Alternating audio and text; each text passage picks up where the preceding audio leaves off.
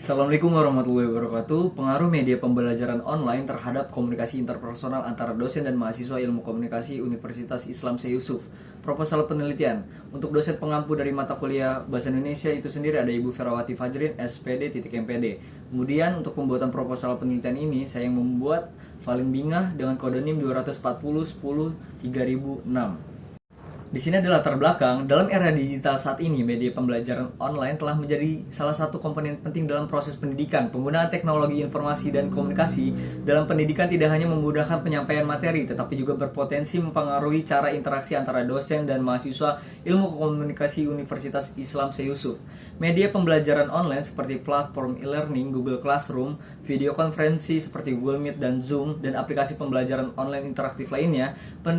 Penelitian ini bertujuan untuk menganalisis bagaimana media pembelajaran online mempengaruhi komunikasi interpersonal antara dosen dan mahasiswa Ilmu Komunikasi Universitas Islam Syekh Yusuf. Oke, dilanjut di sini ada bab 1 pendahuluan untuk rumusan masalah bagaimana pengaruh media pembelajaran online terhadap komunikasi interpersonal antara dosen dan mahasiswa Ilmu Komunikasi Universitas Islam Syekh Yusuf. Untuk tujuan penelitian tersebut untuk mengetahui pengaruh media pembelajaran online terhadap komunikasi interpersonal. Untuk manfaat penelitian yang pertama itu ada manfaat teoritis. Penelitian ini bertujuan bagaimana interaksi komunikasi interpersonal antara dosen dan mahasiswa Ilmu Komunikasi Universitas Islam Syekh Yusuf terkait media pembelajaran online. Kemudian yang kedua itu ada manfaat praktis. Di sini manfaat praktisnya bagi penulis penelitian ini dapat menjadi untuk menambah wawasan dan pengetahuan yang luas dan sebagai bahan kajian ilmiah dari teori yang dapat untuk bisa diimplementasikan.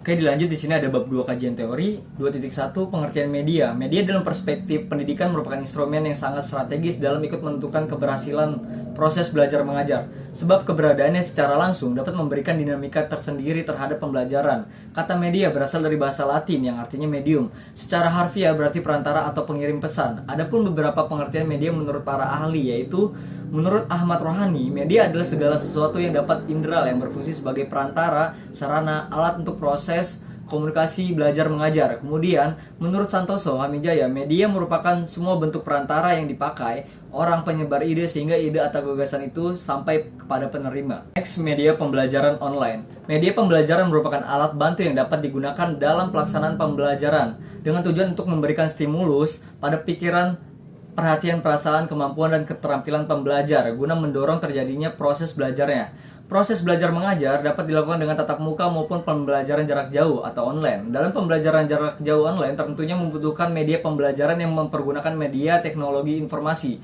Saat ini berbagai macam perangkat dan aplikasi pembelajaran online dapat digunakan oleh seperti Google Classroom, Google Meet, Zoom, Kuiper, Ruang Guru, Zenius Education, dan masih banyak lagi. Permasalahan yang timbul pada saat pelaksanaan pembelajaran tidak menutup kemungkinan terjadi dalam pembelajaran daring di rumah yang dialami para mahasiswa, membuat pembelajaran tidak efektif. Maka perlu adanya penelitian platform media pembelajaran apa yang efektif dan mampu mengakomodasi semua mahasiswa dalam pembelajaran online.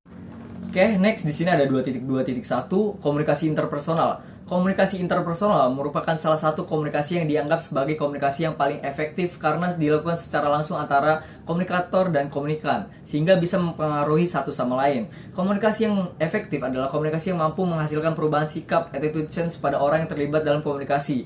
Atau dapat dikatakan komunikasi yang efektif merupakan saling bertukar informasi, ide, kepercayaan, perasaan, dan sikap antara dua orang yang hasilnya sesuai dengan harapan. 2.2 dosen dan mahasiswa. Proses belajar dan pembelajaran antara dosen dan mahasiswa di perguruan tinggi pertama sekali berkenaan dengan makna media dan peran media dalam proses komunikasi dalam proses belajar dan mengajar. Kemudian yang kedua itu ada dalam dunia pendidikan banyak sekali macam-macam media pembelajaran yang digunakan oleh dosen dan mahasiswa. Dan ketiga tentunya dari berbagai macam media tersebut tentu diminta keahlian dan cara dosen dan mahasiswa memilih media yang tepat. Penggunaan media dalam pembelajaran merupakan salah satu solusi dari berbagai masalah yang terkait dengan keefektifan pembelajaran mahasiswa. Penggunaan media yang tepat akan meningkatkan perhatian mahasiswa pada materi yang akan dipelajari.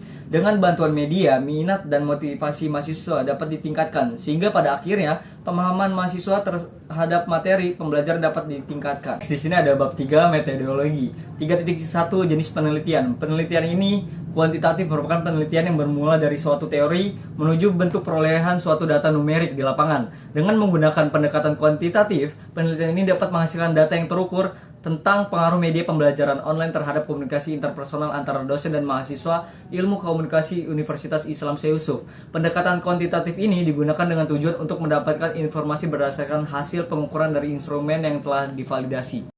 Oke, next dilanjut. Di sini ada 3.2 populasi dan sampel. Pengertian populasi yang lebih kompleks adalah bahwa populasi juga bukan sekedar jumlah yang ada pada subjek yang dipelajari, tetapi meliputi seluruh karakteristik atau sifat yang dimiliki oleh subjek itu. Populasi dalam penelitian ini adalah 100 yang terdiri dari beberapa dosen dan mahasiswa Ilmu Komunikasi Universitas Islam Syekh Yusuf. Oleh karena itu, di dalam penelitian ini penulis mengambil sebagian dari populasi untuk menjadi sampel. Dengan itu, penulis menyebarkan kuesioner kepada 50 mahasiswa. Oke, next dilanjut. Di sini ada 3.3 teknik pengumpulan data. Teknik pengumpulan data merupakan bagian paling penting dalam sebuah penelitian. Dengan menggunakan teknik pengumpulan data yang sesuai akan menghasilkan proses analisis data yang standar. Pengambilan data yang tidak sesuai akan menyebabkan data diambil tidak sesuai standar yang ditetapkan. Kemudian di sini ada 2 teknik pengumpulan data. Yang pertama itu ada kuesioner. Pengisi kuesioner tersebut yaitu para mahasiswa Ilmu Komunikasi Universitas Islam Syekh Yusuf. Kemudian ada studi kepustakaan, referensi dari buku dan jurnal untuk mendukung teori dan landasan penelitian. Oke, yang terakhir di sini ada 3.4 teknik analisis data, ada 5 poin. Di sini ada yang pertama itu ada validasi data. Data dari kuesioner tidak ada yang data kosong, ganda atau tidak relevan. Kemudian yang kedua itu ada analisis deskriptif. Data yang didapat, kita bisa mengetahui responden melalui mahasiswa. Kemudian yang ketiga itu ada analisis variabel. Menggunakan teknik korelasi sederhana seperti variabel independen, variabel dependen, serta mencari korelasi keduanya. Kemudian di sini ada pencarian pola dan tren. Dilakukan dengan mengumpulkan data melalui kuesioner yang telah disebar dalam interaksi mahasiswa dan dosen.